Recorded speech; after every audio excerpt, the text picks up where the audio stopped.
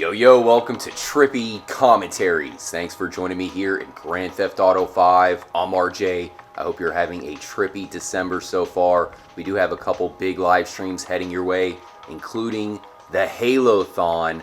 That's going to start tomorrow. I know some of you guys might even be watching this video during the Halo-thon, so I'll be streaming all 5 Halos in a row. Hopefully you guys can join up. I'll take some breaks, of course, in between the streams. Even if you're not a huge Halo fan, it would be pretty cool if you guys can stop by, show me some love, and definitely wish me luck as we conquer the Halo series. Once again, that'll be Halo 1, 2, 3, 4, and 5.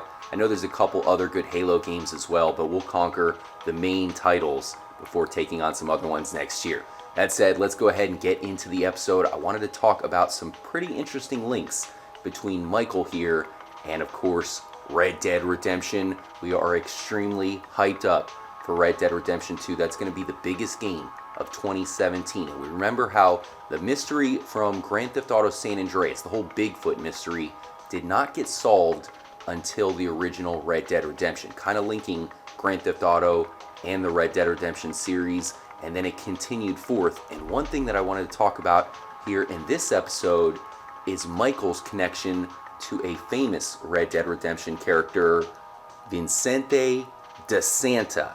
Yeah, you heard that right. There is a character in the original Red Dead Redemption whose last name is de Santa. Now that said, we know that de Santa is not Michael's real last name. It's actually Michael Townley. They got it changed when they entered the Witness Protection Program. But still, there's some very interesting things about Vicente de Santa that may link up to the Chiliad mystery and our good friend Michael de Santa.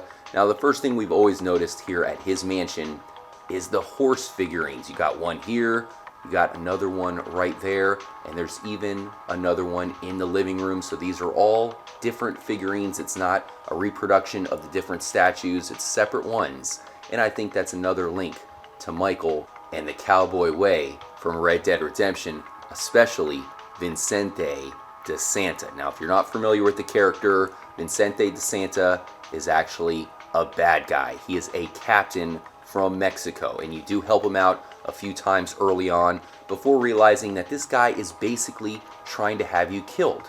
So Vicente de Santa is a backstabber. He time and time again tries to turn his back on John Marston, including the final time when you have your decision on whether you kill or leave him alive, which just ends up having him killed by the Mexicans anyways. He tells you where some people are that John Marston is trying to find, and that, of course, is another betrayal. There's 3 situations where this Vicente de Santa guy keeps betraying John Marston. So maybe the fact that Vicente de Santa is betraying John Marston is maybe a reference to Michael de Santa eventually betraying Trevor. So the same way that we need to kill off Vicente de Santa, do we have to do that with Michael? We obviously have the option on who to kill, so maybe Red Dead Redemption is a hint on who to take out. A couple other noticeable things about Vicente de Santa. He has a lazy eye. I know there's some one-eye characteristics to this game, so maybe the lazy eye is another reference to the Chiliad mystery and some things that are going on. Of course, see the eye. And also, Vicente de Santa is kind of a recreation of another Rockstar character, Brian Jeremy from The Lost and the Damned. That's Grand Theft Auto 4.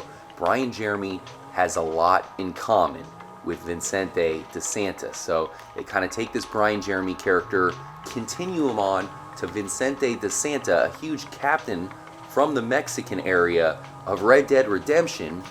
You eventually have to decide whether to kill or leave this guy alive because he's such a backstabber, and then they turn this de Santa character kind of into Michael de Santa, or at least some spiritual succession. You can see how Rockstar is carrying on the character all the way to Grand Theft Auto 5.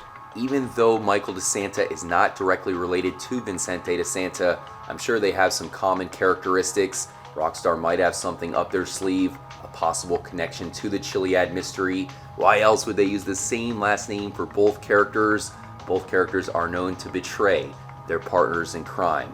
Let me know if you guys have any thoughts And if you have any interest in Red Dead Redemption, we're doing a live stream playthrough of the original Red Dead as we prepare for Red Dead Redemption 2. There's a complete playlist on the main Trippy Commentaries page, so check that out and definitely be part of the next episode. Hit me up on Twitter if you guys want to know exactly when that is. I will keep you updated. So the next place that I wanted to look at here in this episode is the Gentry Manor Hotel. Now you guys have probably come across this place a few times. A lot of time when you change into Michael, he'll be hanging out here with Amanda. And there's even one mission called Paparazzi where you have to come here, you meet up with Beverly, and you meet up with a celebrity who's having a sexual encounter, so you get to take some pictures. It's a funny mission, but I wanted to talk about this place in general. It's just one of the coolest locations in the game. This is actually known as the biggest party location here in Los Santos. Now right now it's pretty late. I'm not sure if we're gonna have anybody around at 2:20 a.m., but let's go ahead and check out the Gentry Manor Hotel. Alright, so it's a little brighter out here now, no longer the middle of the night. Let's head to the back entrance. This place is based off of the Chateau Marmont Hotel, one of the most notorious party spots in LA. And if you look at the Grand Theft Auto 5 internet, there's even some stories about how they find at least 2 dead party girls back here a day. That's pretty impressive. I'm not seeing any dead bodies in the trash back here. This is probably where we would find it. Let's continue on into the compound. Man, this place is so cool. I really wish we could purchase it in GTA Online, because not only could we live here, but maybe we can invite some other friends from online. You can see some other houses built into the complex as well. And there's even a hidden pool. Like I said, a lot of times there's not too many people back here, even though this looks like maybe the best house in the entire game or hotel, whatever this place is. It's pretty badass. What are you guys doing over here? Hanging out at the hideaway pool? You got your own private cabin back there. Now this place also kind of makes me think that Rockstar maybe had some other activities in mind. You can find foosball and ping pong, all kinds of stuff. It'd be nice if they not only had tennis, but other mini games to play, just like what we had in Grand Theft Auto 4. Maybe we can once again go bowling. Perhaps Roman can come over to San Andreas and challenge us to a bowling match. Not too much back here, but there's one thing that I think really makes this place stand out. I have to jump over a couple walls, and you'll find a pretty large opened garage. It's kind of rare to find some of these open garages, especially one with something useful inside. But if you come back down this road, you'll normally find some people hanging out back here. And then here's the garage door.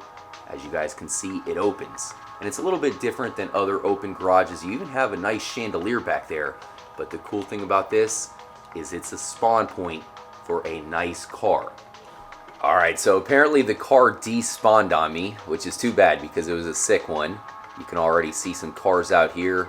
The garage is wide open, and there's a couple more cars in here. So normally this is a rare car spawn. So you'll have a luxury car that will have some customizable features, and a lot of times the car will be one of the DLC cars from the original editions of Grand Theft Auto 5. This one's not too bad, but I recommend you guys check out this location every once in a while, especially if you're looking for a very nice car. Alright, we got this one here. Alright, not too bad at all, guys. Let's get out of here. Once again, I recommend this as one of the spots you might want to check out to find a rare car.